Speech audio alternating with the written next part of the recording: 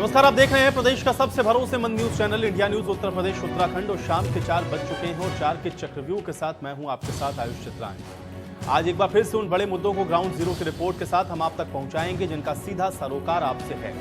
अयोध्या में इस बार जो दिवाली खास होने वाली है, इसमें राम मंदिर की नींव डलने के बाद पहली बार अयोध्या में भव्य रूप से दिवाली का आयोजन है। अब कोरोना संकट के बीच में यह त्योहार बन रहा है, तो ऐसे में काफी कुछ डिजिटल होगा। इस बार अयोध्या दीपोत्सव में करोड़ों राम भक्त श्री राम लला दरबार में वर्चुअल हाजिरी लगाएंगे। इस खबर पर ज्यादा जानकारी अयोध्या से हमारे साथ अबुल बशर जुड़े। उधर दिवाली के त्योहार से पहले देश में अलग अलग हिस्सों में पटाखों को लेकर के एक्शन लिया जा रहा है। एनजीटी ने दिल्ली एनसीआर में 30 नवंबर तक पटाखों पर पूरी तरह से बैन लगा दिया है। इस खबर पर ज्यादा जानकारी हमारे सहयोगी गाजियाबाद से जितिन गोस्वामी हम तक पहुंचाएंगे। तो फिर मुगल सराय और इलाहाबाद रेलवे स्टेशन का नाम बदलने के बाद अब लखनऊ के आलमनगर रेलवे स्टेशन का नाम बदलने की मांग भी उठने लगी है। और इस खबर पर ज्यादा जानकारी के साथ हमारे सहयोगी रवि हमारे साथ जुड़े।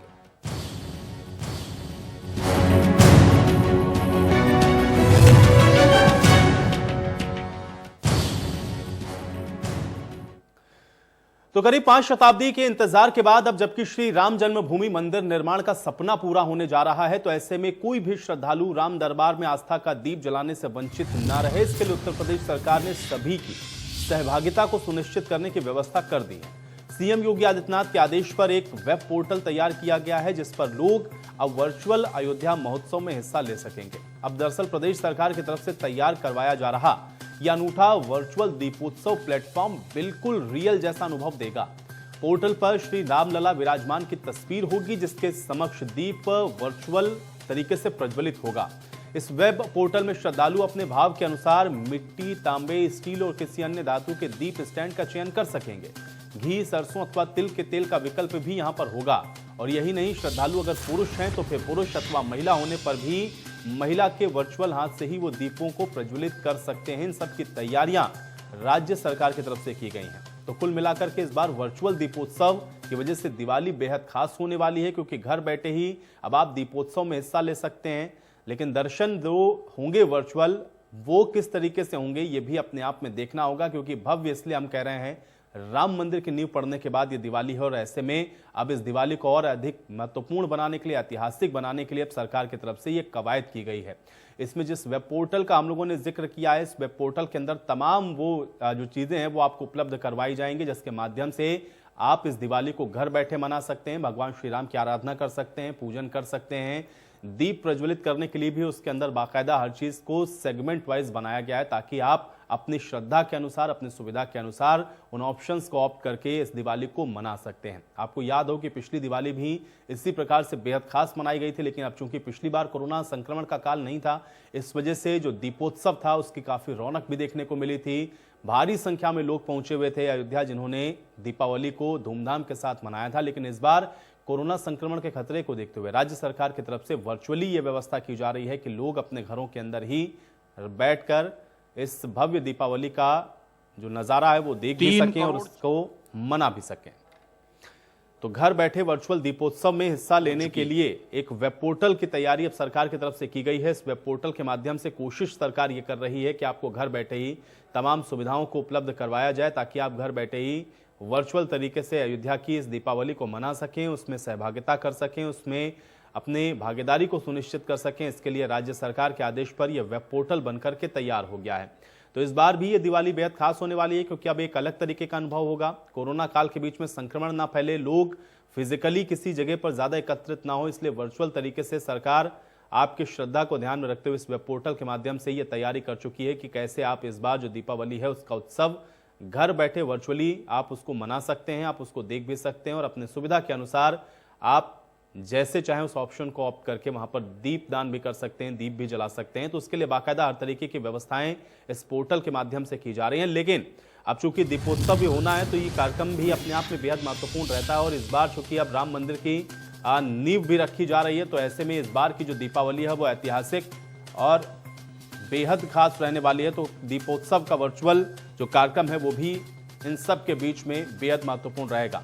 और अब सीधे रुक कर लेते हैं, अबुल बशर हमारे सहयोगी अयोध्या से हमारे साथ जुड़ रहे हैं। अबुल, सबसे पहले तो ये बताएं कि एक तो इस बार की दीपावली वाकई में बेहद खास है। खास दो मायने से ये, क्योंकि एक तो नींव पड़ी है इस बार श्री राम मंदिर की, उसके बाद की दीपावली। दूसरा ये भी है क्योंकि जो हम लोग तैयारियां सुन रहे हैं, जिसमें हम लोग को ये भी आप जानकारी मिल रही है कि वर्चुअल तरीके से होगा, ताकि कोरोना का जो संक्रमण है उससे भी बचा जा सके। तो ये दोनों ही चीजें कैसे मैनेज हो पाएंगे इस बार, थोड़ा विस्तार पूर्वक समझाएं।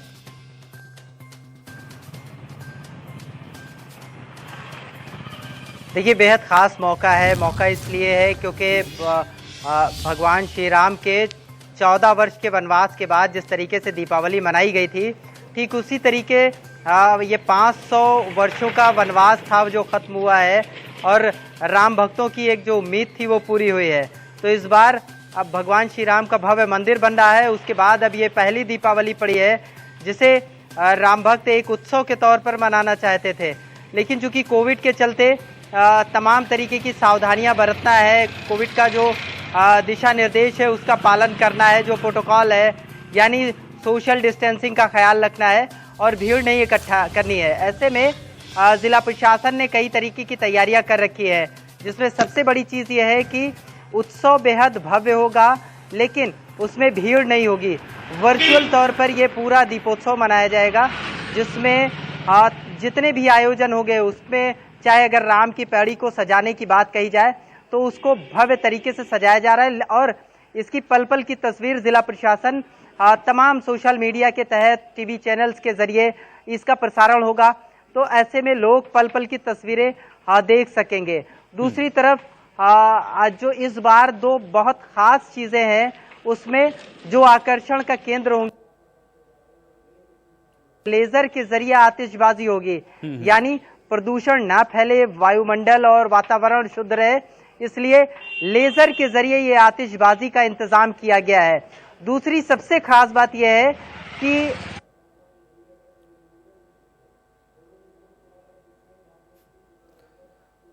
दिया जला सकते हैं, यानी एक वेबसाइट लॉन्च कराई जा रही है जिसको लोगों तक पहुंचा दिया जाएगा, सूचना दे दी जाएगी और उस वेबसाइट को लॉगिन करने के बाद उसमें तमाम तरीके के ऑप्शंस आएंगे और फिर उसे दिए को जला सकते हैं। तो ये पूरा डिजिटल तौर पर ये पूरा कार्यक्रम लोग कर सकते हैं, यानी इस उत्सव में लोग अपने घर पर इंटरनेट पर बैठकर इस उत्सव में शामिल हो सकते हैं और भगवान राम के नाम का एक बिल्कुल। लेकिन अबुल, मुझे ये बताएं, चूंकि पिछली बार की दीपावली हम लोगों ने देखा था बेहद खास थी और किस तरीके से जो भव्यता थी वो देखने को मिल रही है। अब चूंकि कोविड काल है तो जाहिर बात है सारी चीजों पर उसका इंपैक्ट है, बहुत सारी चीजें ऐसी हैं जो कोविड में बदली हैं। तो इस बार जो दीपोत्सव की तैयारी है वहां से थोड़ा शुरुआत करिए। राम की पैड़ी से लेकर के पूरे अयोध्या के अंदर इस बार क्या क्या आयोजन होंगे, और इसके अलावा जिस पोर्टल का आप जिक्र कर रहे थे थोड़ा इसके बारे में भी विस्तार पूर्वक बताइए कि इस पोर्टल से लोग अपने आप को कनेक्ट कैसे करेंगे, कैसे जोड़ सकते हैं, कैसे वर्चुअली वो उसमें पार्टिसिपेट करेंगे, ये दोनों ही चीजों को क्लियर करें। अबुल, देखिए, सबसे पहली चीज तो ये कि जो अयोध्या की इस दौरान दीपोत्सव के दौरान जो सुंदरता बढ़ाने का काम किया गया है, अयोध्या को खूबसूरत दिखाने का काम शुरू किया गया है, वो अपने आप में बिल्कुल अनूठा है। और दूसरी चीज की पिछली बार की दीपोत्सव से ज्यादा इस बार की सजावट और रंग रोगन पर काम कराया जा रहा है। राम की पैड़ी के किनारे जितने भी मंदिर हैं उनको फिर से रंगा गया है, एक रंग में रंगा गया है, उनकी मरम्मत कराई गई है।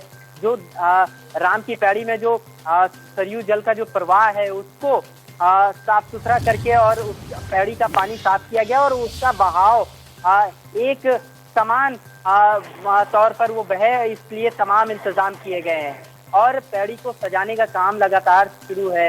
अफसर दिन रात मिलकर लगातार इन सारी चीजों का निरीक्षण कर रहे हैं। अगर दीपों की बात की जाए तो राम की पैड़ी पर 5.5 लाख दीपक भी इस बार भी जलाए जाएंगे और एक नया विश्व कीर्तिमान स्थापित किया जाएगा, वर्ल्ड रिकॉर्ड बनाया जाएगा। और अगर पूरी अयोध्या की बात करूं तो अयोध्या के जितने भी मठ मंदिर हैं उनको सजाया जाएगा, रोशनी की जाएगी, दीपक जलाए जाएंगे। और सबसे खास बात, जो प्रभु श्री राम जहां पर विराजमान है, यानी रामलला के स्थान पर राम मंदिर जहां पर आए हमेशा दीपावली के दौरान एक सूनापन रहता था, लेकिन इस बार रामलला के दरबार में 11,000 दीपक जलाए जाएंगे।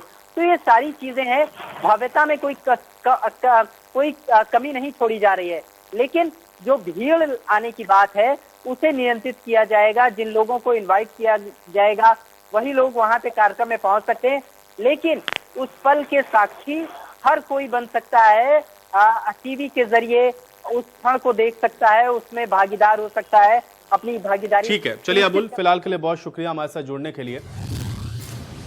तो वायु प्रदूषण की बढ़ती आशंका को देखते हुए समूचे एनसीआर में पटाखों की बिक्री पर प्रतिबंध लगाया गया और इसमें नेशनल ग्रीन ट्रिब्यूनल ने एक आदेश में कहा है कि जिन शहरों में एम्बिएंट एयर क्वालिटी मॉडरेट है वहां पर सिर्फ ग्रीन पटाखे ही बेचे जा सकते हैं।